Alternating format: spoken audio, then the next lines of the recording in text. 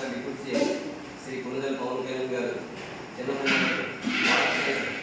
Singapore స్కూల్లో చదువుతుండగా ఆ school అగ్ని ప్రమాదానికి గురైంది. మరి ఆ సమయంలో మన డిప్యూటీ సీఎం పవన్ కళ్యాణ్ గారి కుమారుడు కూడా అందులో ఉన్నారు.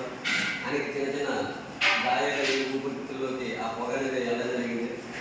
కాబట్టి ఈరోజు వేరేట మండలం వనూరు గ్రామ సాయిబాబా మందిరంలో బాబాకి ఆ యొక్క కుమారుడు ఆరోగ్యంతో బయటపడాలని మళ్ళీ యథాస్థితిగా సంతోషంగా మనందరికీ ఆ కళ్ళ ముందు తిరిగేటట్టుగా సొంత కుమారుడికి కూడా గాయాల పాలై అయ్యి హాస్పిటల్ పాలైతే వస్తున్న ప్రజల ముఖ్యమని చెప్పేసి అనేసి అరకులో పాడేరులో ఒక మన్యం జిల్లాలో రోడ్ల కోసం పవన్ కళ్యాణ్ గారు పట్టుదలతో ఆ కార్యక్రమాన్ని చేసుకుని తర్వాత కుమారుడు దగ్గరికి వెళ్ళారు.